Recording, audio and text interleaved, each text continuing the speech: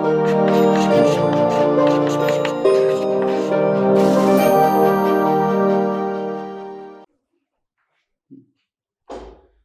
Friends, हम लोग जहां पर पिछले वीडियो में टॉपिक छोड़ा था वहीं से आगे बात करेंगे। लास्ट वीडियो हम लोगों ने लिबरलाइजेशन, प्राइवेटाइजेशन और ग्लोबलाइजेशन इन तीनों को ही थोड़ा ठीक से देखने की कोशिश की थी। अब इसी में जो अगले के आगे के पॉइंट्स हैं, टॉपिक्स हैं, उनको देखेंगे।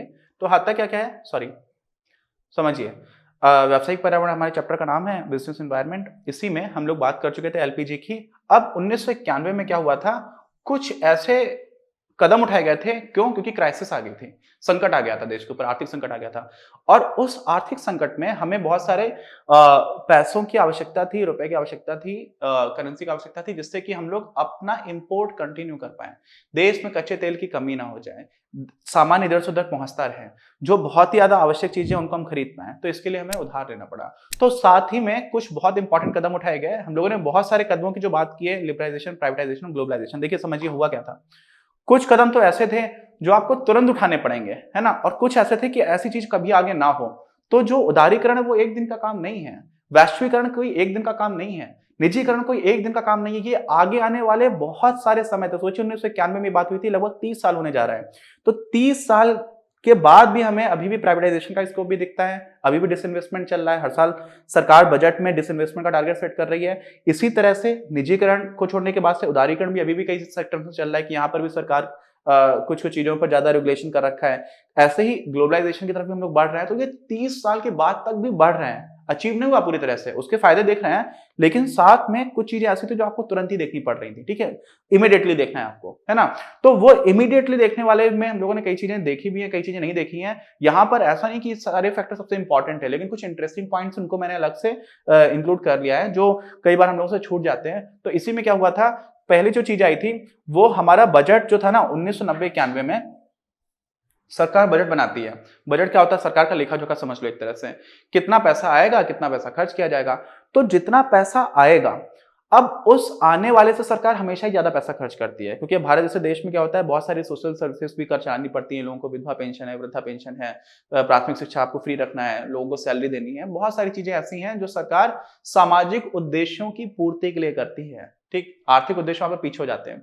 तो इस वजह से कई बार घाटे की सरकार चल रही होती है। तो घाटा भी कोई बुरी बात नहीं है। भारत जैसे देश में हमेशा बजट हमारे यहाँ डेफिसिट ही रहता है, लेकिन अगर बहुत ज्यादा घाटा बढ़ जाए तो घाटा पूरा कैसे करती है सरकार? सरकार भी किसी दूसरे इंसान की तरह जब घाटा हो जाता है उसको तो उधार मांगती है। उधार कहां से मांगेगी? कुछ तो देश से मांगेगी, देश के ही लोगों से, और कुछ बाहर से मांगेगी। अब देश के लोगों से भी अगर आपने उधार मांगा हुआ है और आप चुका नहीं पा रहे हो, तो क्या हो रहा है? कौन नहीं चुका पा रहा है? देश की सरकार नहीं चुका पा रही है। तो ऐसी स्थिति भी खराब होती है। तो भारत में इंटरनल डेट भी बहुत ज्यादा हो गया था, और बाहर से हमें क्या करना रहता था? Foreign exchange. अगर बाहर से आप सामान खरीद रहे हो तो आपके पास रुपए में तो आप पे करोगे नहीं, डॉलर यूनिवर्सल करेंसी मानी जाती है। तो उस टाइम पर अभी भी बहुत सारे ट्रांजैक्शन डॉलर में ही होते हैं दुनिया भर में। तो ऐसी स्थिति में फॉरेन एक्सचेंज में हमारे पास डॉलर की कमी रह गई थी।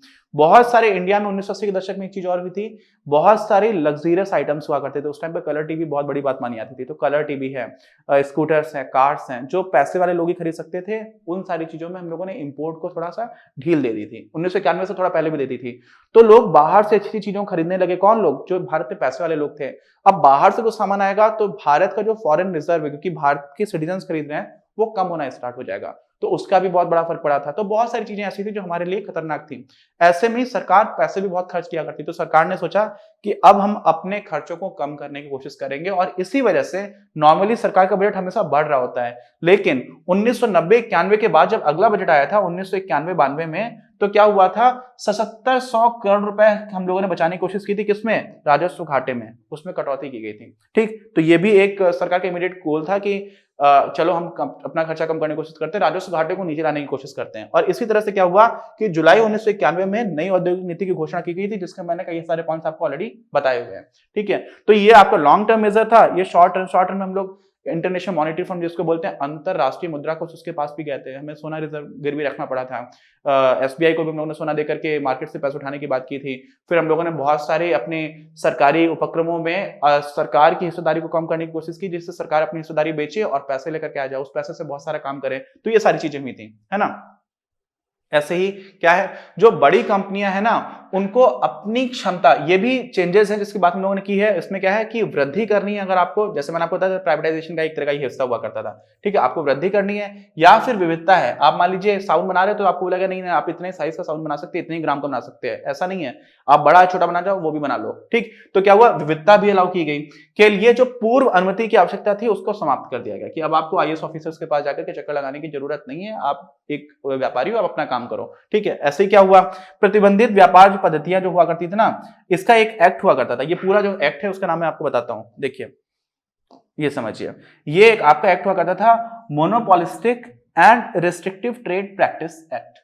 तो बहुत सारी चीजें ऐसी थी जिसको सरकार ने बोला था ये प्रतिबंधित है, आप इस तरह की गतिविधियां नहीं कर सकते हैं। तो उस अधिनियम में संशोधन किया गया। संशोधन इसलिए किया गया कि ये जो हमारा प्राइवेट सेक्टर में काम करने वाले लोग हैं, इनको हर बार हर चीज के लिए सरकार के पास, सरकार के प्रतिनिधियों के पास, सरकारी कर्मचारियों के पास ना आना पड़े अनुमति के लिए, ठीक है। तो उनको समापन के लिए ही इसी एक्ट को, इसी अधिनियम को संशोधित किया गया और इसी का हिंदी में जो नाम है वो है एकाधिकार एवं प्रतिबंधित व्यापार पद्धतियां, ठीक है। ये अधिनियम था आपका। तो इसको क्या कर दिया गया हम लोगों ने कि ये जो हमारा अधिनियम है, यहां से लेकर के आप ये समझ लीजिए, इसमें संशोधन किया गया, पूरी तरह से खत्म नहीं किया गया, क्योंकि अभी भी कई बार ऐसा हो जाता है कि कुछ कुछ चीजें होती है जहां पर आवश्यकता रहती है, ठीक है, कि थोड़ा सा हम कंट्रोल रख पाए, कौन, सरकार बिजनेसेस के ऊपर रख पाए। लेकिन बहुत सारी चीजों में जो अनावश्यक था उसको हटा दिया गया।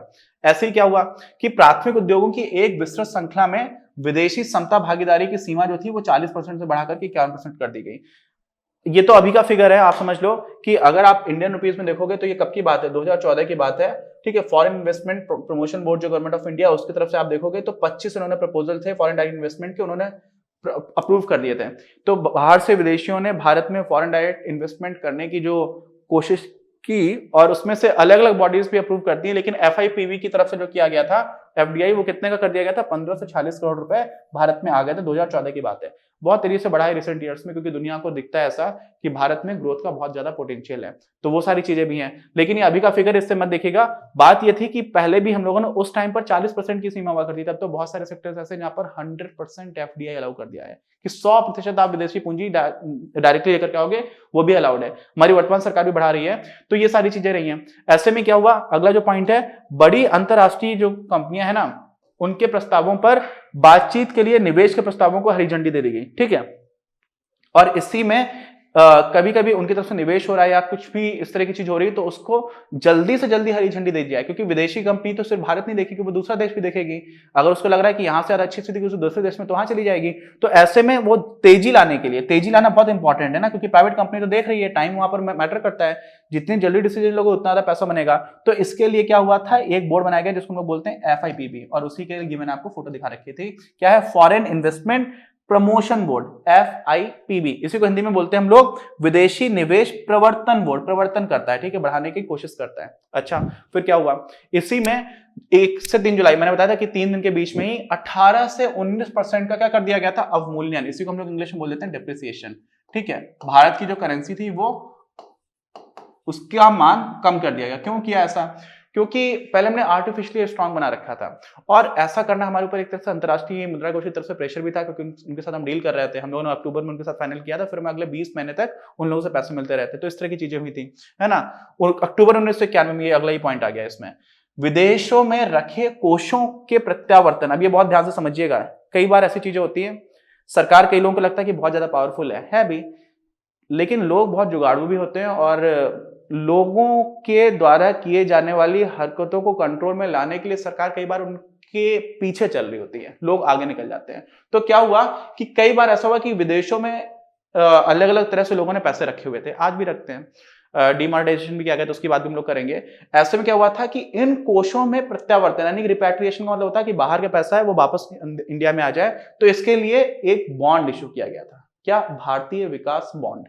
तो आप सोचोगे कि बाहर से कोई इंडिया में क्यों पैसे लेकर के आएगा, तो ऐसे में रियायत दे दी जाती है। अब आप सोचिए कि कोई इंसान जिसने चोरी छिपे बाहर से बाहर पैसा भेजा, उसको हम रियायत दे रहे होते हैं कि नहीं आप वापस लेकर के आ जाओ, ठीक है। तो कई बार ऐसा होता है। डिमोनेटाइजेशन की तरफ भी इस तरह की चीज हुई थी। तो प्रधानमंत्री गरीब कल्याण योजना हम लोगों ने बनाया था, और योजना लेकर के आए थे कि लोग पैसे वापस कर दें और 50% तक आप टैक्स दे दो। क्या कर दो, आपने मान लीजिए 1 लाख रुपए जमा किए तो आपको 50,000 रुपए आप सरकार ले लेगी, 50,000 आपको व्हाइट मनी मान लेगी। तो ब्लैक मनी को व्हाइट मनी में कन्वर्ट करने के लिए सरकार खुद भी आगे आती है, जिसकी भी मैं बात करूंगा। ऐसे क्या हुआ था, इम्यूनिटी स्कीम लेकर के आते हैं। इम्यूनिटी समझ होते हैं कि मान लीजिए मैंने कोई गलती की, अब मेरी गलती की सजा मुझे उस टाइम पर नहीं दी जाएगी। क्यों? क्योंकि सरकार को पैसों की जरूरत है। ठीक है, समझ है ना? तो सरकार को पैसों की आवश्यकता है जिस टाइम पर, उस टाइम पर आपके काले धन को छोड़ने के लिए सरकार ज्यादा जुर्माना लगा लेगी, ज्यादा टैक्स ले लेगी। और वो उसको बुरी तरह से देखने की आवश्यकता भी नहीं है, क्योंकि सरकार को वास्तव में जरूरत है। और सरकार क्या कर रही है? सरकार लोगों का प्रतिनिधित्व कर रही है। तो ऐसे में आवश्यकता अगर संसाधनों की है तो कहीं से भी जुटाए जा सकते हैं। तो इस तरह की स्कीम्स भी लेकर के आए थे। अब इम्यूनिटी को हिंदी में निरापत्ता बोलते हैं, ये मुझे नहीं पता था, प्रारंभ की गई, जिसके अनुसार 1991-92 में $2 बिलियन से भी अधिक का प्रत्यावर्तन हुआ था। इसका मतलब भारतीयों के पास पैसा बाहर बहुत ज्यादा जमा था, जिसमें से काफी अमाउंट आ भी गया। $2 बिलियन उस टाइम पर बहुत बड़ा अमाउंट हुआ करता था। तो ये सारी चीजें भी रही। इससे क्या हुआ, भारत में जो फॉरेन एक्सचेंज रिजर्व था उसको बेनिफिट हुआ, और साथ में हमारी स्थिति थोड़ा और सुधर गई। तो इस तरह की चीजें भी हम लोगों ने की, है ना। ऐसे ही अब बात करेंगे विमुद्रीकरण की। ये बात करेंगे हम लोग अपने अगले वीडियो में। इसमें काफी रिसेंट फेनोमेना है। बहुत सारे लोगों को डिमोनेटाइजेशन के बारे में आइडिया लगना स्टार्ट भी हुआ होगा। सारे लोग ऐसे हैं जो पढ़ रहे हैं, अभी बहुत छोटे नहीं रहे होंगे। 500 और 1000 रुपए के नोट बंद कर दिए गए, तो क्या क्या फर्क पड़ा था, क्या उसके पॉजिटिव कॉन्सिक्वेंसेस थे, क्या उद्देश्य थे, क्या विश्लेषण है, क्या क्रिटिसिज्म है, जो चीजें सोची गई थी क्या वो हुई नहीं हुई, इनकी बात हम लोग अपने अगले वीडियो में करेंगे। मिलते हैं। कोई डाउट हो तो प्लीज कमेंट बॉक्स में लिखकर बताइएगा, और सारे वीडियोस कंटिन्यूटी में देखिएगा, जिससे कि आपकी अंडरस्टैंडिंग बिल्ड होती रहेगी। मिलते हैं। इस वीडियो के प्रायोजक हैं आप, और अगर आप ऐसे ही और वीडियोस बनाने में हमारी मदद करना चाहते हैं तो पैट्रियन पर जाकर या फिर स्क्रीन पर दिए गए QR कोड को स्कैन कर अपना योगदान जरूर दें।